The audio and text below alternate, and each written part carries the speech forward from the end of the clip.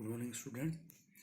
पिछली क्लास में हमने ऊष्मागतिकी के प्रथम नियम को देखा और उसके आधार पर किसी तंत्र में ऊर्जा परिवर्तन को हमने समझने की कोशिश की। दो प्रकार का हमने इसका अंदर जो है स्थितियां देखी। पहला देखा हमने विलगित तंत्र के अंदर ऊर्जा परिवर्तन, energy change in an isolated system, और दूसरा ऊर्जा परिवर्तन हमने देखा चक्रीय प्रक्रम में, जहाँ पर आंतरिक ऊर्जा का मान शून्य होता है।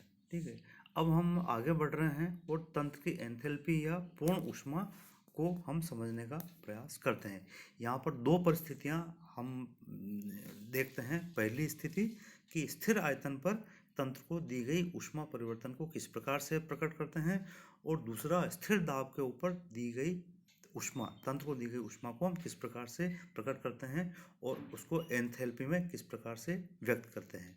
तो पहली परिस्थिति हम देख रहे हैं कि स्थिर आयतन पर हम क्या कह रहे हैं यहाँ पर कि यदि तंत्र की एंथैल्पी में परिवर्तन स्थिर आयतन पर होता है तो dV इक्वल टू 0, तो तंत्र द्वारा किया गया शून्य होगा, है ना, किया गया शून्य होगा, क्योंकि dV बराबर 0 है। तो PdV बराबर 0 या W बराबर PdV इक्वल टू 0।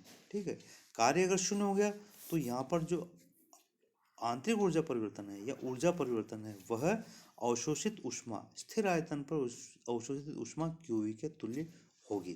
ठीक है, यहाँ QV स्थिर आयतन पर अवशोषित ऊष्मा है। E2 तथा E1 क्रमशः अंतिम तथा प्रारंभिक अवस्थाओं में ऊर्जा है। इस प्रकार स्थिर आयतन पर अवशोषित ऊष्मा तंत्र की आंतरिक ऊर्जा में वृद्धि करती है। यद्यपि ऊष्मा Q अवस्था फलन नहीं है, परंतु स्थिर आयतन पर ऊष्मा QV एक अवस्था फलन है, क्योंकि इसका अंतर डेल E के बराबर है, जो कि एक अवस्था फलन है। ये तो पहली स्थिति। दूसरी स्थिति देखते हैं स्थिर दाब के ऊपर। स्थिर दाब के ऊपर तंत्र को दी गई ऊष्मा का हम अध्ययन करते हैं। तो यहाँ पर स्थिर दाब के ऊपर जो है किया गया कार्य वो होगा W बराबर माइनस पी। क्यों? क्योंकि आयतन परिवर्तन शून्य नहीं है यहाँ पर, लेकिन दाब स्थिर है, इसलिए दाब को हमने P रखा है और आयतन परिवर्तन को हमने डेल्टा V रखा है, इसलिए किया गया कार्य W बराबर माइनस पी डेल V कहलाएगा। अब इस समीकरण को हम यहाँ पर यह W का मान समीकरण 21 में रखते हैं, तो यहाँ पर डेल्टा E या आंतरिक ऊर्जा में परिवर्तन आ जाता है। Delta equal to E2 minus E1 equal to QP minus P delta V। यहाँ पर QP स्थिर दाब पर अवशोषित ऊष्मा है। अब यदि तंत्र का प्रारंभिक आयतन एवं अंतिम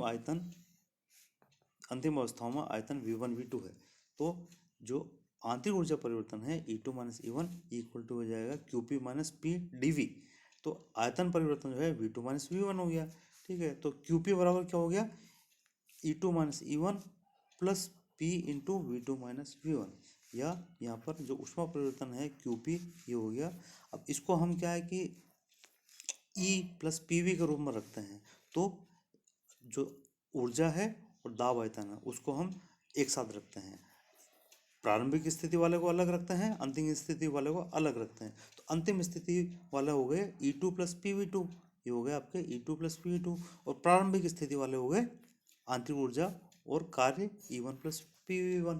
ठीक है, तो यहाँ पर इस प्रकार QP दो पदों का अंतर है। स्थिर दाब पर अवशोषित ऊष्मा QP दो पदों का अंतर है। ये पद क्रमशः अंतिम एवं प्रारंभिक अवस्थाओं में एक नई ऊष्मागतिक राशि पूर्ण ऊर्जा या एंथैल्पी या पूर्ण ऊष्मा को परिभाषित करते हैं, जिसका प्रतीक H माना गया है के द्वारा लिखते हैं, या इसको जनरल फॉर्म में लिख सकते हैं। हम H को लिख सकते हैं E प्लस PV, और इसको हम इस प्रकार से जो है बताते हैं कि इस प्रकार किसी तंत्र की एंथैल्पी उसमें निहित कुल ऊर्जा होती है, जो कि आंतरिक ऊर्जा तथा दाब आयतन ऊर्जा के बराबर होती है। समीकरण 27 से हम इसको जो है इस प्रकार से भी लिख सकते हैं, QP equal to H2 minus H1, अंतिम अवस्था में एंथैल्पी माइनस प्रारंभिक अवस्था में एंथैल्पी। और यहाँ पर इसको हमने इस प्रकार से लिख रखा है E2 minus E1 plus P into V2 minus V1, या इसको हम इस प्रकार से लिख सकते हैं QP equal to del H, यानी स्थिर दाब पर दी गई ऊष्मा उसके तंत्र के एंथैल्पी परिवर्तन के बराबर होती है। यहाँ H2 तथा H1 क्रमशः अंतिम और प्रारंभिक अवस्थाओं में एंथैल्पी तथा डेल्टा H एंथैल्पी परिवर्तन कहलाता है। चूंकि E, P तथा V अवस्था फलन है, पथ फलन नहीं है, इसलिए अवस्था फलन है, अतः HP एक अवस्था फलन होगा। इस प्रकार डेल्टा H तथा QP भी अवस्था फलन होंगे। समीकरण 29 से QP का मान 25 में रखने पर delta equal to delta H minus P del V, del H equal to del E plus P del V। इस प्रकार किसी तंत्र की एंथैल्पी में परिवर्तन उसकी आंतरिक ऊर्जा में वृद्धि तथा तंत्र द्वारा किए गए कार्य के योग के बराबर होता है। ई तथा एच के ई के समान एच बी, यानी ऊर्जा, आंतरिक ऊर्जा के समान एंथैल्पी एच बी के भी वास्तविक मान ज्ञात नहीं किया जा सकते, परंतु डेल एच अर्थात एंथैल्पी परिवर्तन का मान सरलता से ज्ञात किया जा सकता है। अब इसके बाद में नेक्स्ट क्लास में हम देखते हैं ऊष्माधारिता। ऊष्माधारिता का मतलब किसी तंत्र का 1 डिग्री तापमान बढ़ाने के लिए आवश्यक ऊष्मा, और अलग अलग परिस्थिति में स्थिर दाब पर, स्थिर आयतन पर इसकी मात्रा अलग अलग होगी। इसको हम अगली क्लास में डिस्कस करते हैं।